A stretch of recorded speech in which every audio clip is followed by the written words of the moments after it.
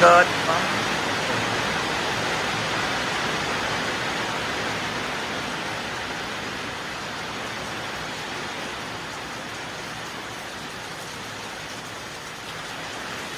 ผมแม่นมือที่10หรอพี่น้องฝนกับฝนก็กระเดียดฝนรอยแม่ฝน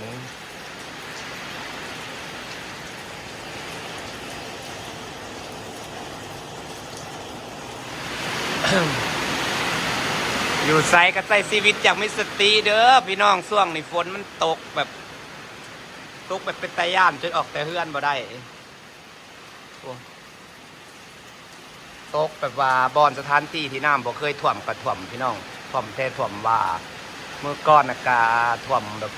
น้ำแตกแกงลาดทนทางข่อยกระยันก็บอกเป็นอันรับอันนอนขยันน้ำแตกแกงมาเอาปลาข่อยไป7 มื้อ 7 คืนละมื้อมันตกมานี่จนไปใส่บ่ได้แหละพี่น้องเอ้ยตายากเด้ออักษรแต่พวกปลาลงต้อนลงหลีพวกไปต้อนมิลีอ่ะแหละ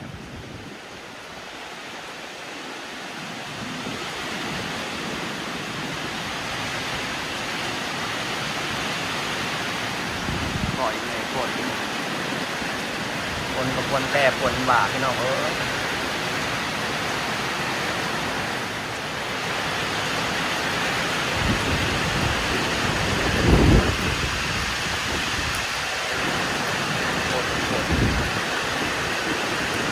กับฝนแค่ฝนบ่าพี่น้องเอ้ย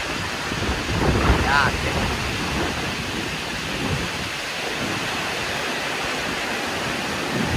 ลงเลยฝนสมักกระดกกระเดียได้นี่นะตกเป็นใน10 มื้อนะพี่น้องตกพอตกบางแหน่ตกแต่ละเทื่อนะตกกว่าเศร้าบ่อนที่น้ำบ่เคยท่วมก็ท่วมพี่น้องเราต้องแบบระมัดระวังอย่าประมาทละบ้านเฮาน้ำบ่เคยท่วมแล้วสิบ่ท่วมสูงปานใดก็ยังท่วมขนาดเชียงใหม่เชียงรายปักทุ่งสูงยังท่วมพี่น้องปากบ้านน้ำหนองแคมคลองน้ำคลองอยู่นี่แต่จุดใส่มันอันตรายเบิดเลยพี่น้องเราต้องระวัง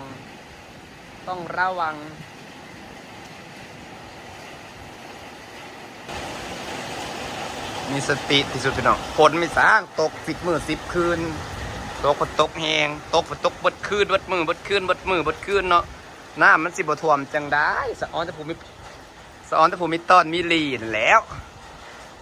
กระสับจะได้เงินแหละตอนจะได้ปลาแล้วปีเนี่ยปีปลาหลายฝนละฝนพี่น้องเจ้ย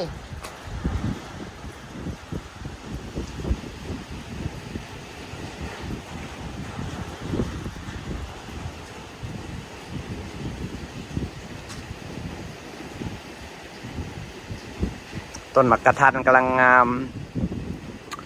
จะได้เอาไม้มาดามมันเลยหลังได้ฝนมันตกแต่ตกว่าดินมันจนบวมต้นมันก็คือสิบกคอยหมักน้ำปานใดเนาะ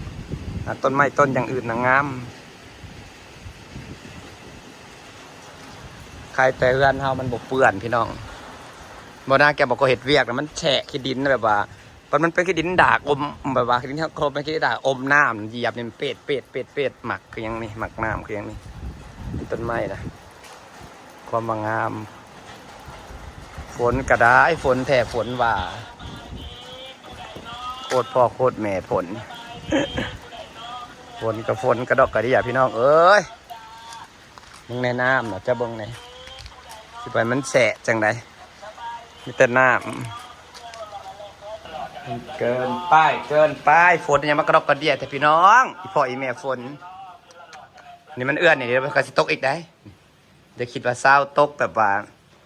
แห้งพร้อมตกตั้งแต่วันที่ได้ฝนนะพี่น้องตกอีหลีรอป้าตกเบิดมือเบิดเวนตกแห้งบนน้ำสาข่อยจะล้นหนองตลอดเลย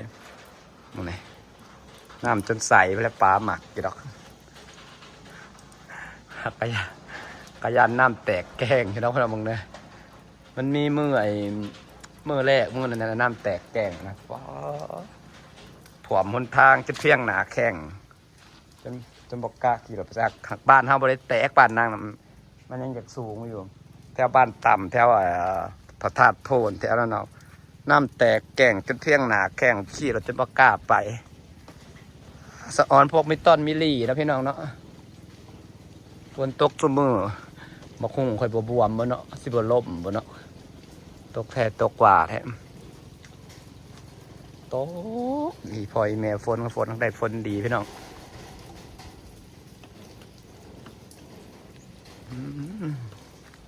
นี่ไง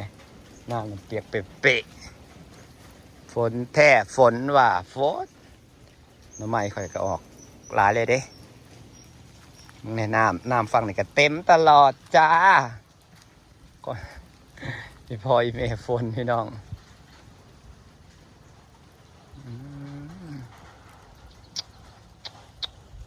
เป็นปีแห่งฝนตกแท้ตกกว่าตกกูมือต้นไม้พวกประเภทพวกหมักน้ำเนี่ยจนไอ้นี่นะมันมาหุงคอยแต่พี่น้องมันสิบลมติมันคือมาฝนตกสมุทรสุเวนแท้โอ้เข็มเฮงกระดาษดกเอาพอดกไปดอกเลยย่านฝนอยู่แต่เฮือนย่านนะครับยันยามมันแบบว่ามันสถานที่ที่น้ำบ่เคยท่วมยังท่วมเนาะเห็นบ่เชียงใหม่เชียงรายแถวประเทศลาวเขาก็ท่วมหลายบ่อนที่บ่เคยมีน้ำท่วมก็ท่วมเป็นปีแห่งน้ำต่างประเทศกันน้ำบ่เคยท่วมก็ท่วมมันเป็นปีแห่งน้ำที่เจ้าปฏิสายฝนในตก10 มื้อ10 คืนตกบดมื้อบดคืนนะแถวว่าสะออนในพวกมิตอนมิลี่เห็นแล้วอย่างมีตอนอย่างมิลี่ด้วยนะพี่ทางหน้าน้ำมันเป็นหน้าหล่องน้ำฝากบรรยากาศไว้สักนิดนะพี่น้องถ่ายให้เบิ่งยานฝน